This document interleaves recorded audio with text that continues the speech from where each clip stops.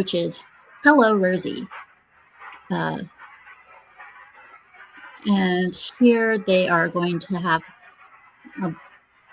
now that they know that they could not reason with heaven, this episode starts off with the entire staff sitting there with Vaggie in complete and total silence, minus Charlie. And they want to know what happened, what happened, why Vaggie didn't tell them what she was. You know, they're trying to figure out what's going on, what to do next. And Nifty goes up to Vaggie, says, "Where's Charlie? What is she doing?" And Vaggie says, "I don't know. She's upstairs. I don't know what she's doing." I'm sure she tells everyone, "I'm sure she's coming up with something." I love the bottom of Alistair's shoe, how he has deer feet. You have great shoes, Alistair. Why, thank you. And you should have seen the person that I ripped them off from. Literally. Ugh. So she tells them basically as towards what's going on, and that they are on their own. Alistair, having heard that things basically went awry, Charlie's in a very big state of depression, decides that he is going to take this moment to take advantage of Charlie, who is currently very depressed, upstairs crying because she has just realized because she has just been told that Vaggie is an angel. Her girlfriend has been lying to her the entire time that she's known her. And right in the middle of crying, Alistair appears. And tells her, "Oh, you poor thing, you look absolutely horrible." That reaction still makes me smile.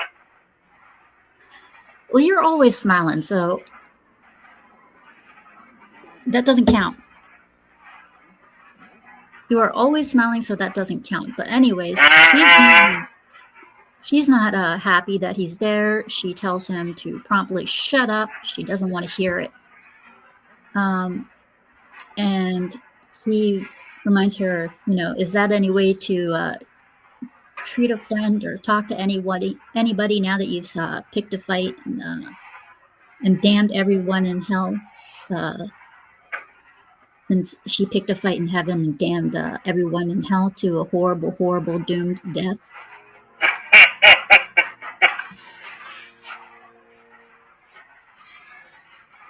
And she promptly tells him to shut the fuck up. She feels horrible enough as it is. She doesn't want to deal with his jokes and to leave her alone. And when she rolls over only to find him right next to her, saying, "Who's joking?" Realizing he was being utterly serious. And he's telling her, you have a captive audience downstairs waiting to hear what you want to do, what you're going to do next, so they know what to do. And she's still in shock as towards what's happened. Her mind is racked. She's completely out of it. And she says, "I have no idea. I have such a headache. I don't know what to do. There's so much going on." And she feels absolutely horrible.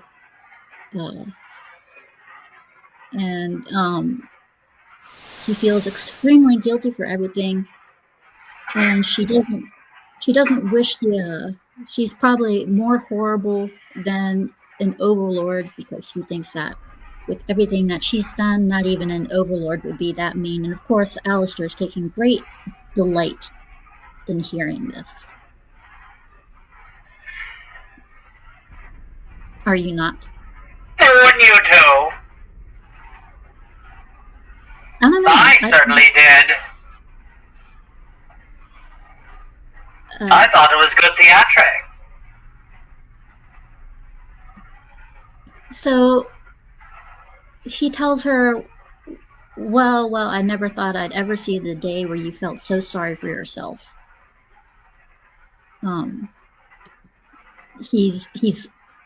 It's kind of obvious that he feels a little bit disappointed in her. And she goes, I don't see how you can be so happy when the world is basically so miserable, when everything is so miserable. And he tells her, just because you see a smile, don't assume he's smiling because he's finding things funny. But rather, a smile is a very powerful tool. It inspires your friends, keeps your enemies guessing, and reminds everyone that you are in control.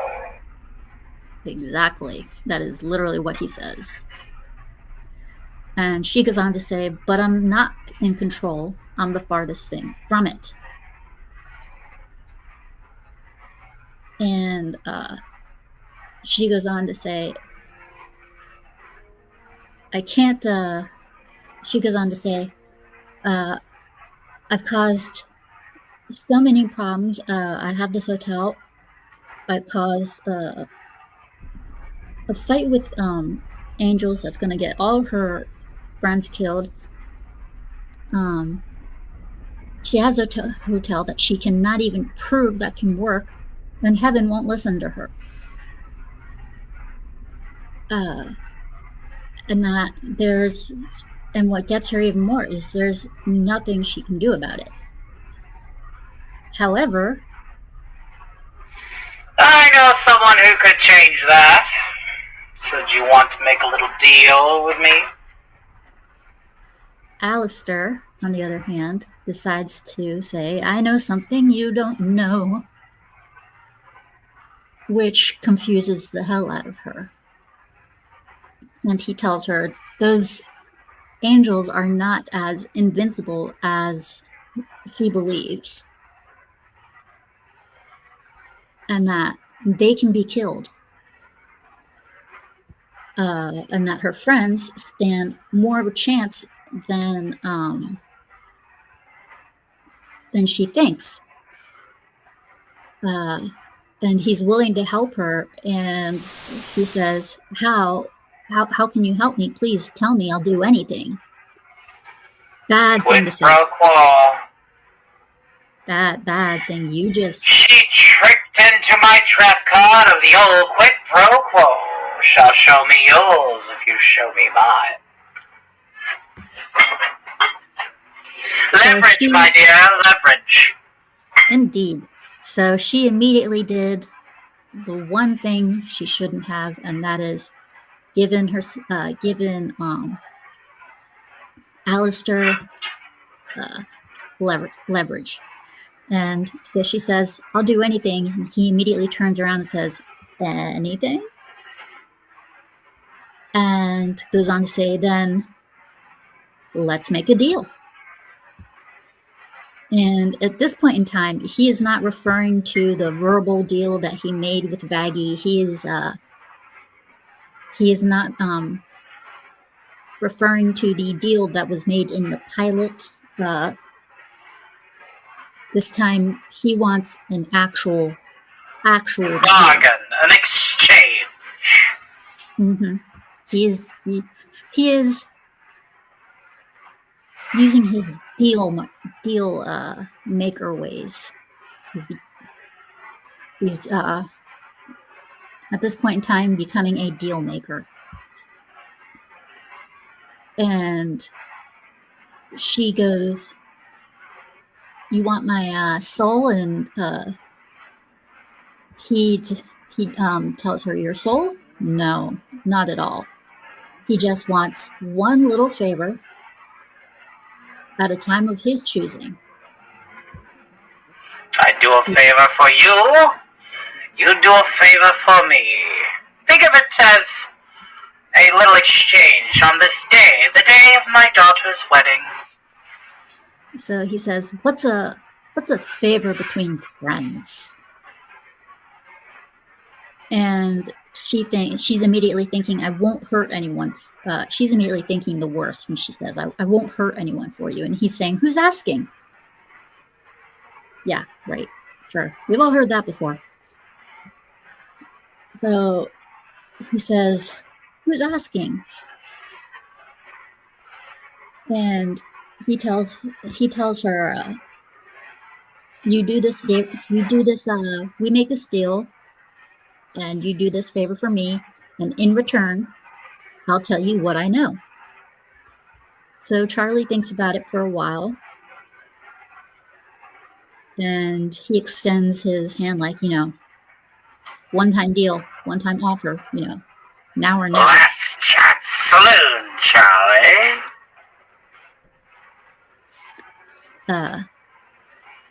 So she she turns into her demon form as well, and they shake. A contract bound, a contract secured. Yep, contract secured. Power is given to him, and of course his horns grow like no frickin' tomorrow. Due to the amount of power he has, and also because of the fact that he has just now gotten another deal. Not just a deal with anything, but a deal with hell's royalty. Mm-hmm. Needless to say, Voxy Poo can't touch this. Exactly. And however, at this point in time, everybody who's downstairs, they all see and feel the immense power that's coming from upstairs. And Baggy notices this, but she notices it too late, and immediately runs to save Charlie. To find Charlie in the middle of making her deal, and Alistair sees her and says, right on cue, because he was expecting, he knew Baggy was going to come. After all, Angel deal doesn't not exactly something they are very, very happy about. So Baggy assumes the worst, then gets ready to attack Alistair. Very futile attempt if I were her, because as powerful as she may be, she is nothing for Alistair. Can't touch me. Oh yeah. I mean, you saw what happens with Adam. Baggy would be nothing. Adam was a nuisance. Must we really talk about that? Oh wait, we are very soon. Very, very soon. And before Baggy can do anything, Charlie jumps in the middle and says, it's okay, stop, don't do anything. Her and Alistair made a deal. Alistair told her how to defeat the angels. Meanwhile, Baggy thinks the worst. She thinks that she sold her soul, even though she hasn't. But she's still doubtful, and Alistair even says, relax, she still has her soul, don't worry. As he walks away past Baggy and just stands by the door. Baggy then gets, she's getting her jacket back on, she tells Charlie, as she's getting her jacket back on, tells Baggy that is going with Alistair to get some help to recruit people to help fight the incoming army for the execution, and orders Vaggie to go see Carmilla Carmine, the weapons dealer, because Alistair has told her the only way you can kill a weapon, and the only way you can kill an angel, is with angelic steel. So she tells Vaggie, you either go to Carmine or you don't. She says, are you with us or not? And Vaggie agrees, and in the meantime, she wants to know what Alistair is going to do with her, and Alistair says, oh, we're going to go to gather an army, and we're going to have, and Charlie, we're going to use your wonderful little smile and attitude, and we're going to get some things done. They then leave, and Vaggie comes downstairs to find a concerned group who want to know why Charlie and Alistair have just left. And Vaggie breaks the news to them and says that we're going to fight them. And Husk, he says, are you fucking out of your mind?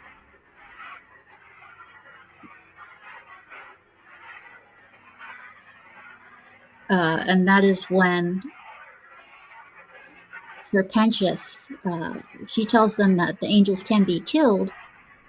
And as she says that, Serpentius, one of his eggs, says, oh yeah, we know.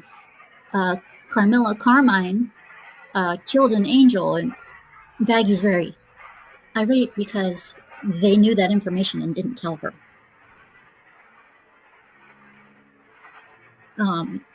And Pencha said in his defense, his eggs say crazy shit all the time. And I mean some really, really crazy shit. I forget what this one said at the moment. Probably some shit that sounded crazy. I know it had something to do with bank markets being, banks being part of some sort of spy or whatever. It was definitely something crazy. It was something batshit crazy. And he goes, you see, as an example. So Vaggie then states that she is going to go see Carmilla of Carmine, and she doesn't expect them. She says she's not too sure if she can protect them. So while she's gone, if they leave, that's okay. If they stay, that's fine as well.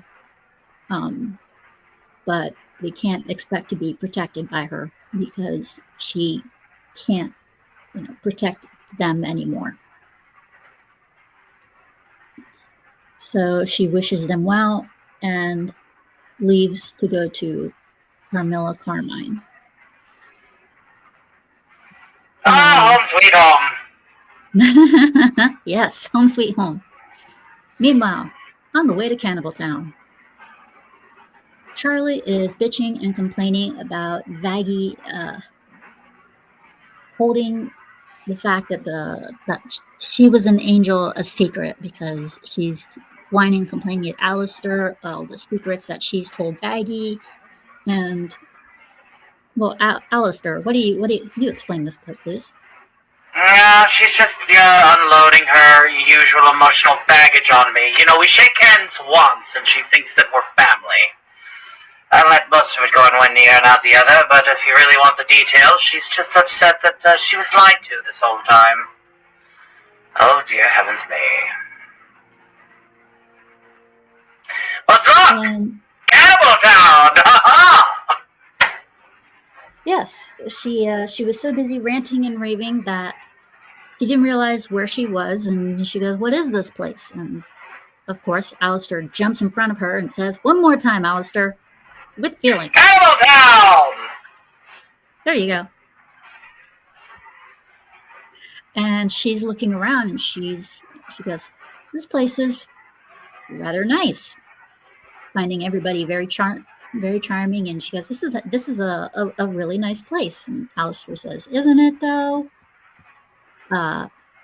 Saying that it's all thanks to a good friend of his, and an overlord, a fellow overlord. And it's here and he takes her into Rosie's Emporium. And it is here that we meet Rosie, the overlord, and a very special character in season 2 that you will have a lot of fun talking about, Alistair, I am sure. Good friend of mine. We'll leave it at that. Yes. And you can tell by the way she's dressed that I'm fairly sure she died, I wouldn't say during the Victorian era. No, if you look around Cannibal Town, you'll notice that it is a spitting image of 1925. Everything about it is very stylized. In fact, one of the rules of Cannibal Town is if you come into Cannibal Town and you're not dressed the part, you're immediately on the menu. Yes. We tend to keep to our own here. It's a nice little, tightly knit family we have here in Cannibal Town. We want to keep it that way. Yeah, but the thing is, though, a lot of times they don't mention this, but Vivsy Pop did mention, if you are a demon and you get killed by another demon, you're just going to resurrect. You're not going to stay dead. You're just going to come back. Somewhere else. You basically start back as fresh meat. Of course, in Cannibal Town, with all the memories of your prior death. Yes, and of course, if you were to die in Cannibal Town and then respawn in Cannibal Town, you literally are fresh meat. Mm-hmm. Golden rule. Unless you're a cannibal and love the aesthetic of the 1920s, avoid Cannibal Town. Or 1930s. And right after she finishes working with that lady, Rosie turns and she notices something. She notices Alistair, someone she hasn't seen in a long time. Well, if you consider 7 years a long time. I could have sworn she was at the meeting of the overlords. Mm-hmm. Inconsistencies, it'll be fine.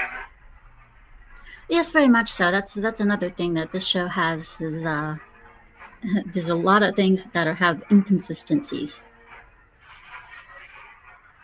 And I hope season 2 learns from that.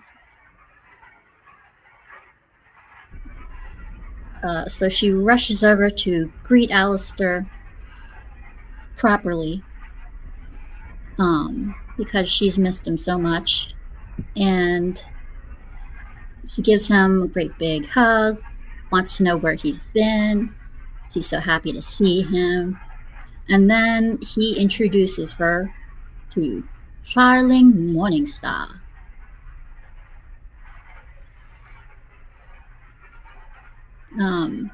Mentioning that she is one of the most delightful, but also one of the most deadly. Rosie, of course, is quite hospitable towards Charlie, offering her a bite to eat, as is tradition.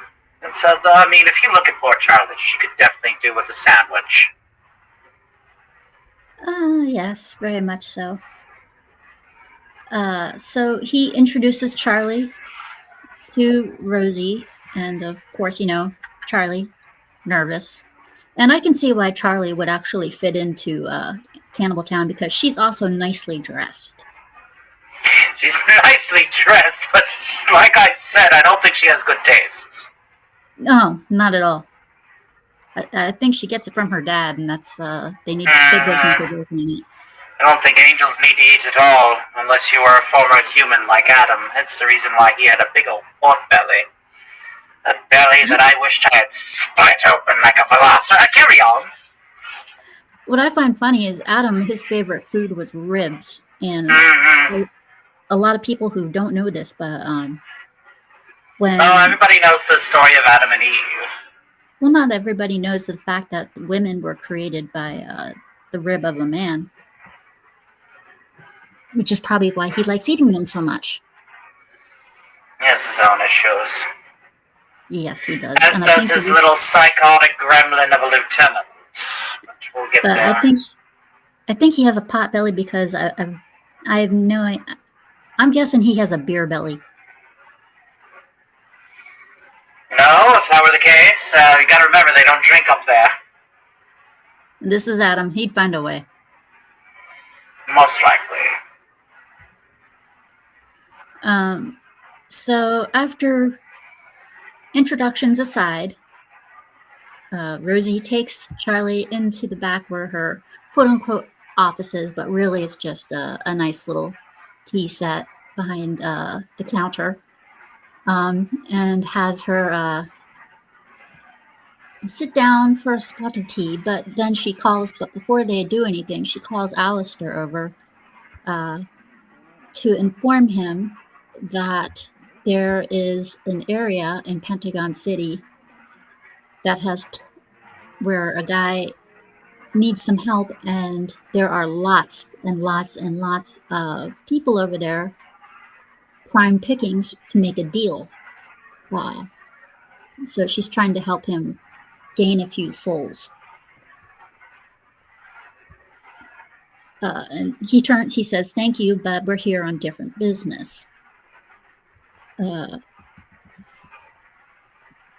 at that lovely furniture. Oh yes, very much so. And Charlie tries to, he tells Charlie, to go ahead. And Rosie says, tell Auntie Rosie what's wrong. Tell me, I'll be listening.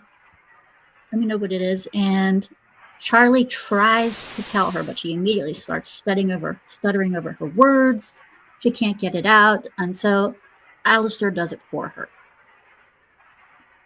And poor Charlie never knows the day-to-day life in hell, and overwhelmed on all of the emotional baggage that she's currently dealing with. It's really sad whenever people are so sheltered. So Rosie is taken aback by what's been asked, and she's extremely surprised. And she stands up and she says, "Don't worry, I'm not saying I'm not going to help you, but she wants something in return because she thinks that she's assuming that her cannibals are going to be going in defenseless, and she does not want that." And Alistair says, "Oh, not to worry. By the time they're done with them, they will be well armed. And at the end of the battle, they can eat their fill of everything they've killed," which Rosie likes the sound of. So she agrees to. I did have to tell Rosie that in a way, because I had a taste of it. You know me. If I get a taste of something that divine, I want a second course. So she agrees and says she likes her moxie. She says, "I like your moxie. What can I say?" So that makes Charlie more than happy. And she's like, "Thank you, thank you, thank you, thank you so much. Thank you, thank you." And with that, they have the beginnings of an army. And what I mean by beginnings, I mean they have the cooperation of the town leader, but not the people yet.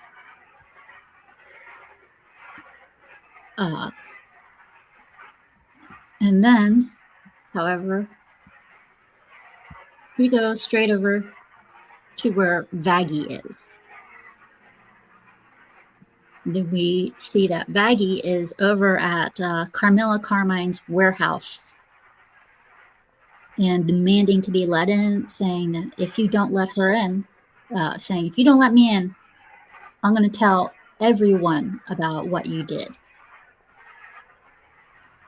So Carmilla lets her in and says, you have 1 minute to tell me why you're here before I start kicking your ass.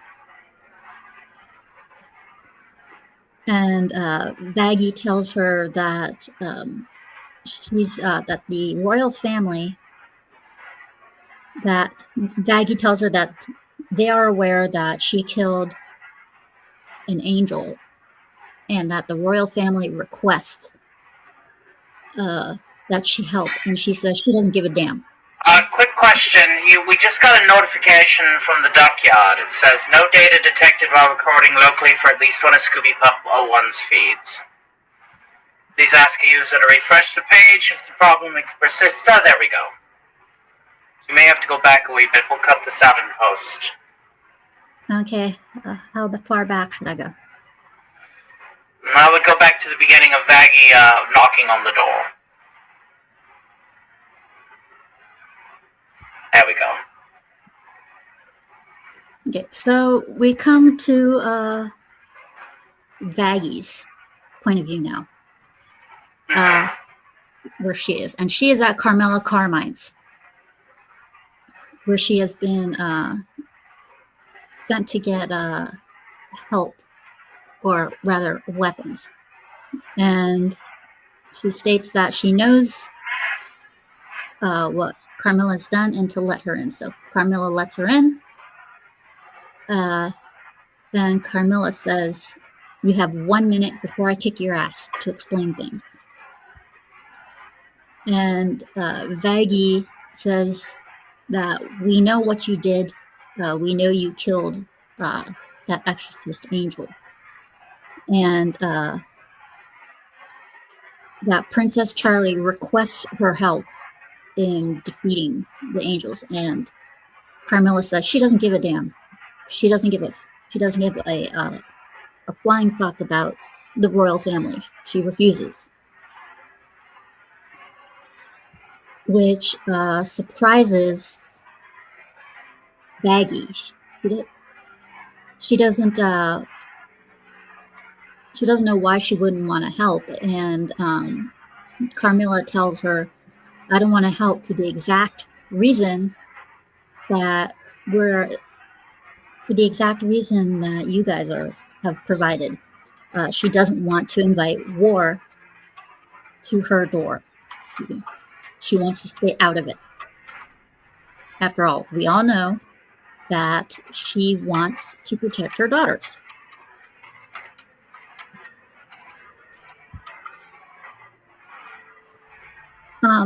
And Vaggie says that she needs to help because whether she likes it or not only is everyone in hell in danger, that she said whether she likes it or not, hell will eventually, war will eventually come to her. So if she doesn't help them, who's going to help her when her time comes?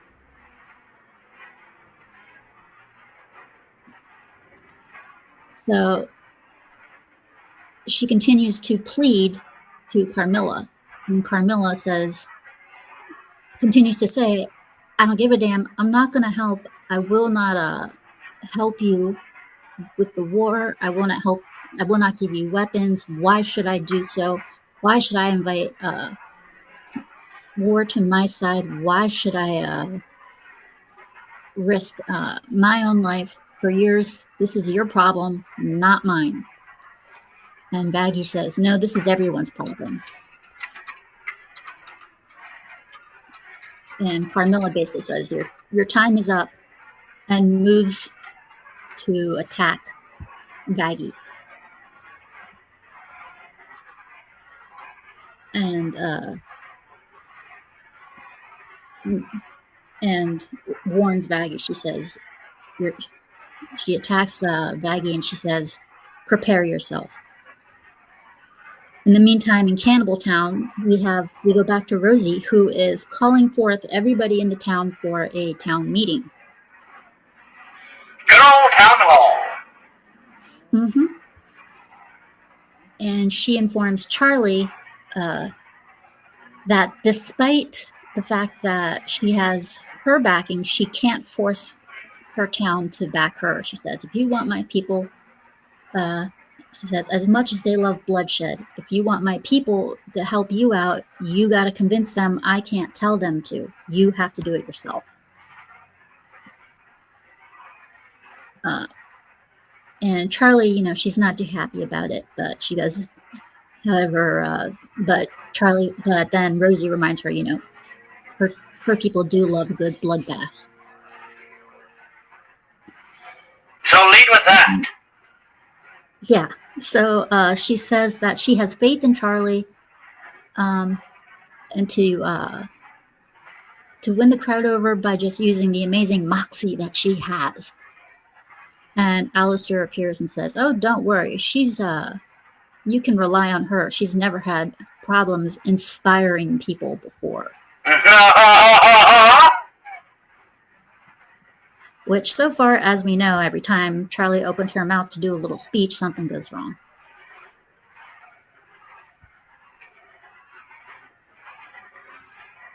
Well, ladies, they're here. Get to work. And beware of this one individual named Susan. She's a bit of an obstinate, a ne'er-do-well naysayer.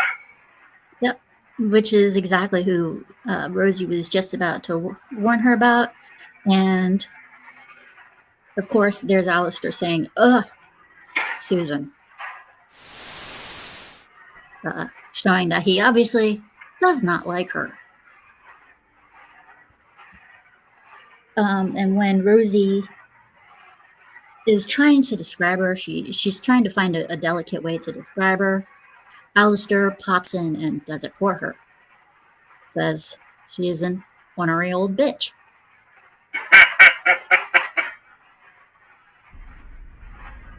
You must convince Susan, and the rest will follow.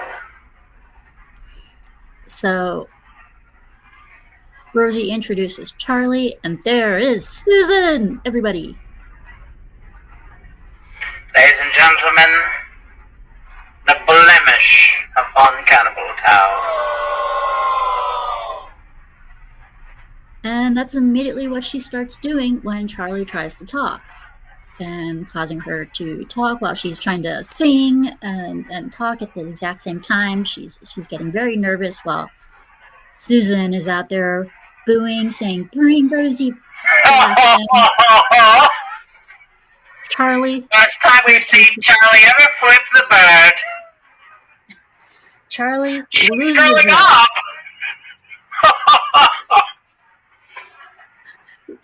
Charlie loses it, says, "Fuck you, you old bitch," and flips her off. And shocks the entire town, and then they flip back over to Vaggie, who is fighting for her life against, or at least against Scissor Me stilettos. Yes. Well, they're not really stilettos. They're more like ballerina shoes in a way. She's all about the fancy footwork, Carmilla is. Yeah. Nevertheless, she's deadly, and she's beating the crap out of Vaggie right now. Which Vaggie isn't happy about. She goes, "Why the hell are you are you gonna talk, or why are you just standing there beating the crap out of me?" And she says, "I'm trying to teach you a lesson. I'm trying to show you your weak points. I'm trying to show you where your openings are, your weaklings were." Pointing that she knows, she knows that Vaggie is an exorcist. You fight as if you don't have weaknesses, which is not true anymore. Mm-hmm.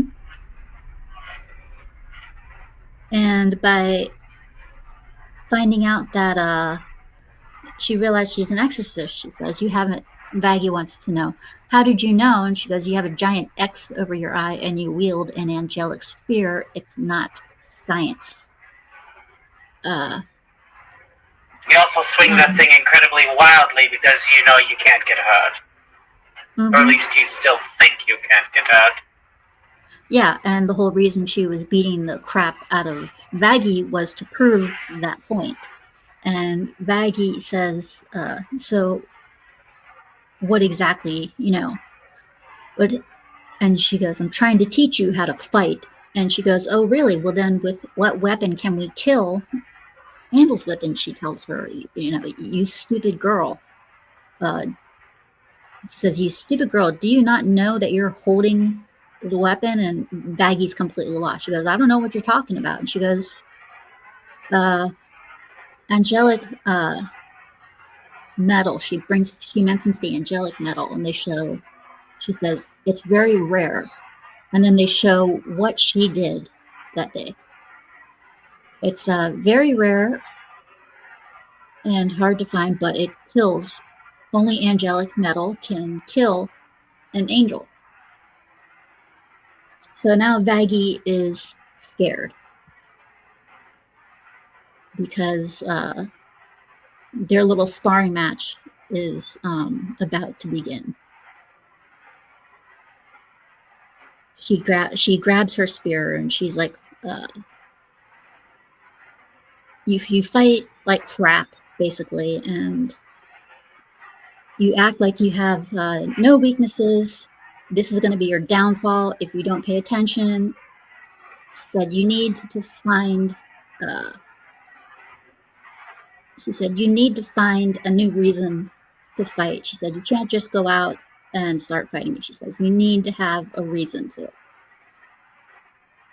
And Vaggie starts to think, what should my reason to fight be?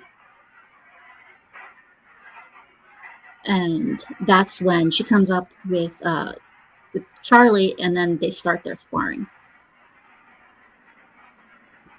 which apparently they love to have. And she's doing very bad, as you can see. She's missing every single stab.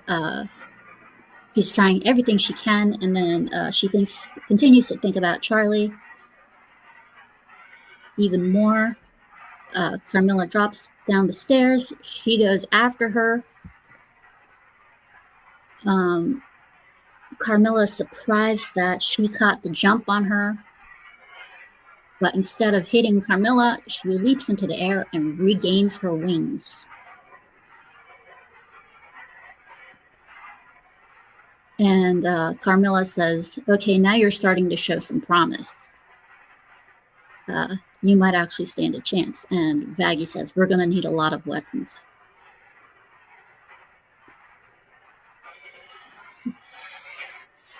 Meanwhile, Charlie is not doing too well in the verbal arena.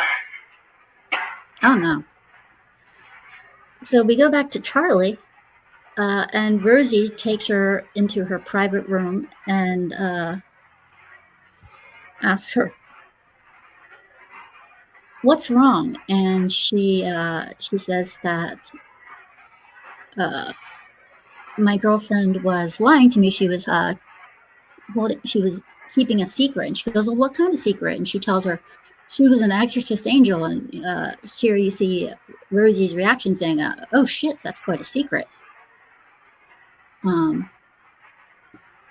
she wants to know, what are Charlie's thoughts? And you find out that Charlie is very confused. She doesn't know what to think. She doesn't know whether to feel conflicted, betrayed. And Rosie tells her, to search her heart. How has she been acting around you for all these years? Saying, if it's one thing that she's learned, she wants to know. She's asking her about her saying, isn't it about second chances? And she says, yes. And she goes, didn't you ever think about maybe Vaggie is trying to redeem herself through your hotel, and that she should give Vaggie a second chance. So Charlie agrees, but she also tells Rosie that she has a lot of problems trying to push her hotel, and she doesn't know how to do it because everywhere she goes, nobody wants to listen. Rosie says, well, how do you normally do it? She goes, I normally sing, but nobody likes it. And Rosie says, it'll work here. So she returns, and Alistair, you actually do something nice. Had to wash it later. With what? I'm kidding. I would have washed it. There's one thing that can help project one's voice is a good old-fashioned microphone. So he lends her his microphone, and they show their support for her. They're like, we believe in you. You got this. And Charlie breaks into song, starts saying, have you ever believed that you could do, have you ever believed in protecting where you live? Have you ever believed that you can make a change? And slowly but surely, she manages to get the town on her side. And she shows a little bit of worry because the cannibals are starting to get a bit murderous in the audience. And Rosie tells her, don't worry, keep singing. That's their thing. Yeah, exactly. That's their thing, keep singing. And eventually the entire town decides to back Charlie up. They hoist her on high and march down the street. And Rosie is absolutely overjoyed that the people are following her, because she was hoping that would happen. And her and Alistair think that she is going to pass the test of being a princess. They think this is her defining moment. This is going to prove whether or not she has it. And they have full faith in her. And that's when Alistair says she's full of potential that he can guide, showing that he has obvious plans for her. And quite obviously, based on the look on his face, not very good ones. Oh, quiet you. You're so quick to judge. You are a demon. You're a demon. Keep going. Keep going. You're a deal maker. Seriously, I'm almost there. Perfect. Thank you. And Rosie he says,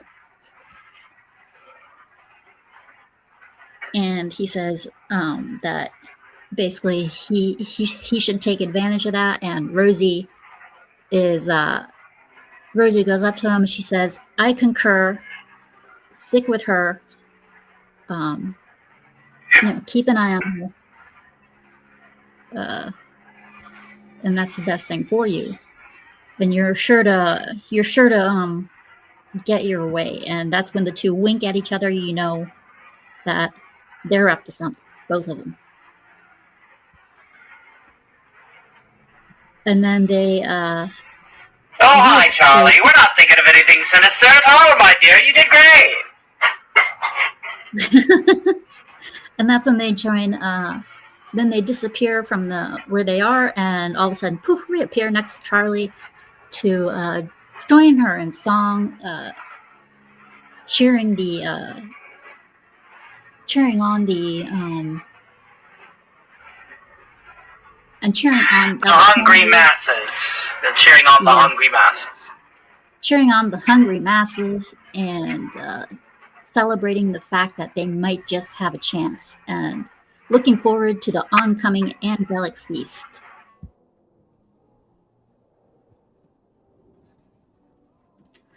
And it is there where she's unsure that things will go well. But she's going to she's going to do her best.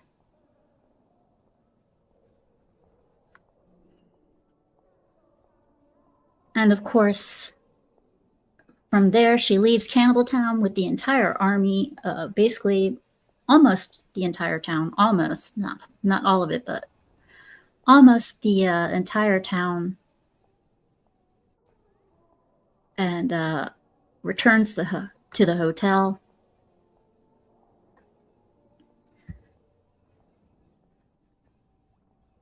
Where she meets up with Vaggie. And the two are a little bit nervous around each other, but she's willing to forgive. Vaggie sees that Charlie has a huge army behind her, with Alistair and Susan and such.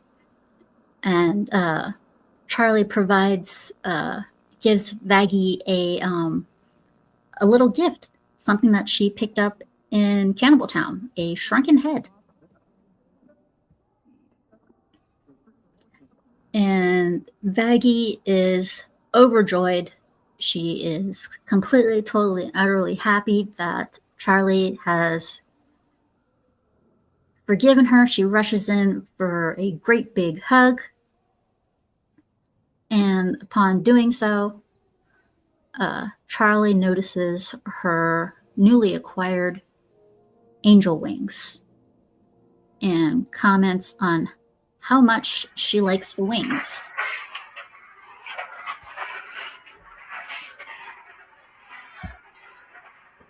And so, having acquired the weapons and the people that they need, they head to the hotel.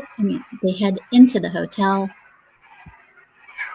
and they look, and lo and behold, inside everybody is still there. And instead of leaving, they have decided to fortify the hotel. They have decided to stick around and help, declaring that they've all become so close. They don't want to lose each other. They don't want to leave one another behind. So they're going to stick around and fight, which makes Charlie and Vaggie extremely happy because they didn't expect it. So they're all set for the war. They're preparing. Everything is going as planned for them. So, and that is where they end up at the end of episode 7. A fairly decent episode, if I must say. I like both songs in there. This episode falls into an 8 at my count. This one's a little bit less noisy, and coming to the penultimate scene, coming to the conclusion. Yes, I like how it's a bit more organized, like all the other episodes should have been. It's a bit more organized. The pacing is better. I like the 2 songs that are in there. The songs are a little bit better. The way they introduce the overlords, Rosie and Carmilla, are very well done. Carmilla gives the exact attitude of a regular dealer, I would imagine, to have. And I like how they nonchalantly drop a little hint in there that both Rosie and Alistair have a little something planned in store for Charlie, especially Alistair. You keep acting as if I'm going to, I don't know, teach her a lesson or something.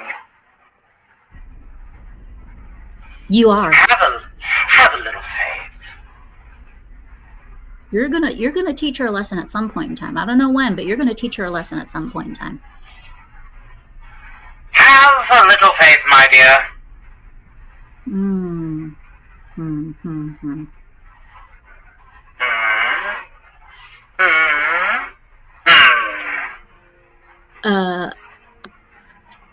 One thing, I think they should have.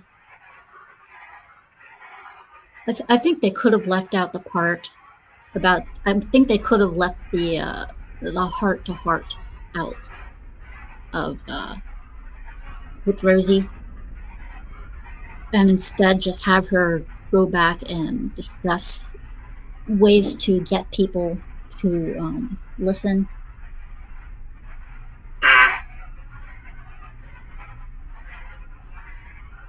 But that is my own personal opinion. I don't know what you think. Not gonna tell. I'm gonna keep you guessing. What? This is a pro-com. Tell me. Drop me something. I drop you what? Any opinion. Something that you thought was good or bad. The music was good. The layout of the episode was good. So I gave it an 8. Anything bad? Not as bad as the last episodes, no. You and I are in agreement for once.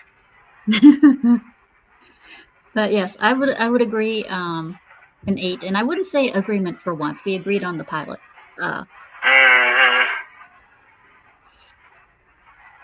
So yes, I would agree that this one is definitely an 8. Susan was actually kind of funny. Susan was annoying.